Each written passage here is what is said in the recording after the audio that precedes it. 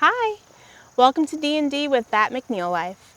I'm Michi McNeil, and D&D stands for Drinks and Devotion. Our drink on deck for tonight is mango-flavored sparkling water by Sprecher. It's pretty good. We're going to jump right into our devotion tonight, and it's in the book of Joshua. And just to set up what's going on, the leader of the Israelites, the former leader Moses, has just died. And so God is talking to Joshua because Joshua is going to be the successor and take over where Moses left off. So in Joshua chapter 1, verses 6 through 9, God says to him, "Be strong and courageous, for you are the one who will lead these people to possess all the land that I swore to their ancestors I would give them. Be strong and very courageous. Be careful to obey all the instructions that Moses gave you. Do not deviate from them, turning either to the right or to the left. Then you will be successful in everything that you do. Study this book of instruction continually. Meditate on it day and night, so you will be sure to obey everything written in it. Only then will you prosper and succeed in all that you do. This is my command. Be strong and courageous. Do not be afraid or discouraged, for the Lord your God is with you wherever you go."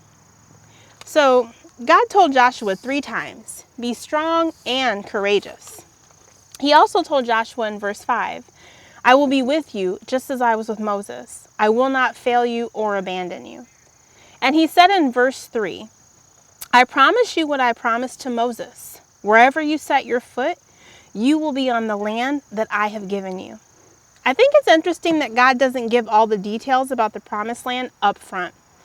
He just reminds Joshua that number 1, there is a promise, and number 2, that he's going to be with him.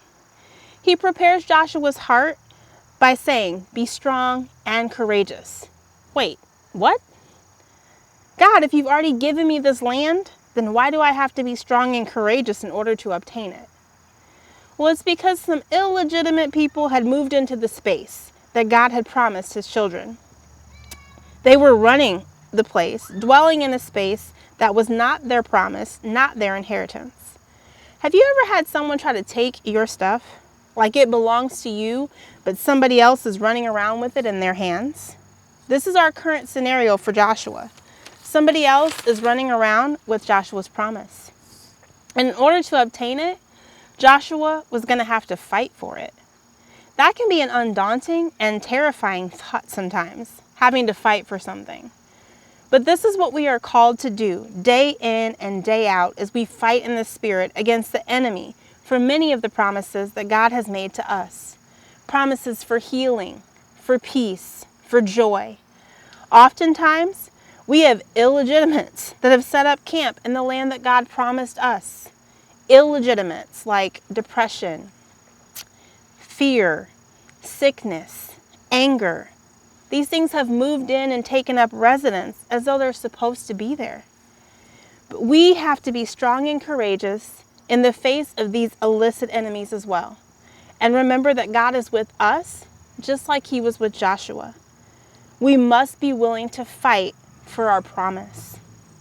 In chapter 1, verse 11, Joshua tells the people to get their provisions ready because in 3 days, they're going to cross the Jordan River and take possession of the land that God is giving them.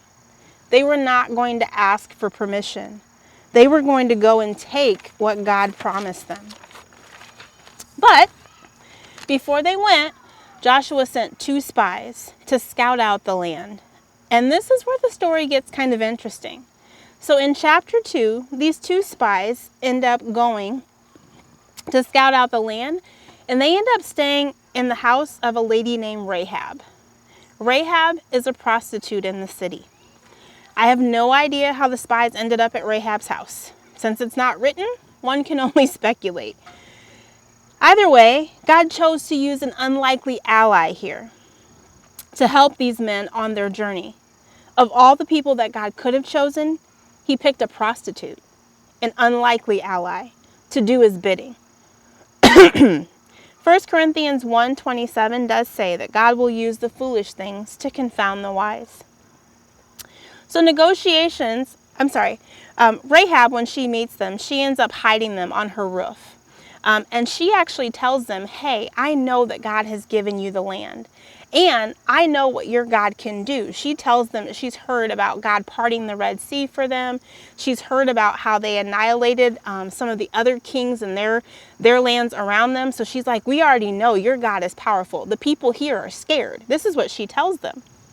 And so what she's asking is, can you please, since I'm helping you, because she's hiding them on her roof, since I'm helping you, will you please spare my family? My mom, my dad, my sisters, my brothers, and their families, when you guys come and take over the land, will you promise not to kill us? So these negotiations are they're going back and forth.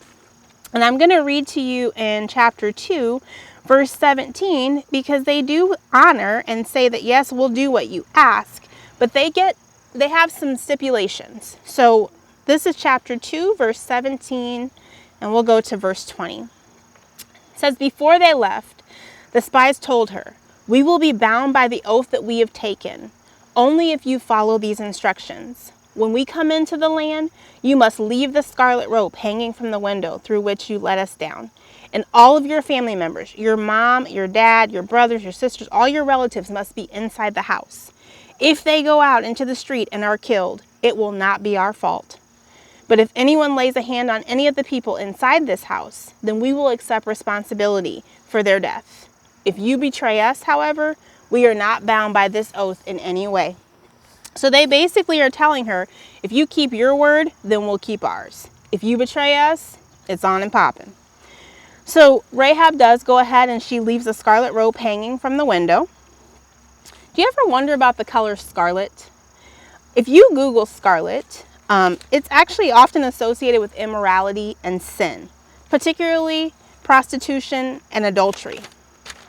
This color scarlet was the same color robe that they put on Jesus in Matthew chapter 27-28, which says that they stripped him and put a scarlet robe on him.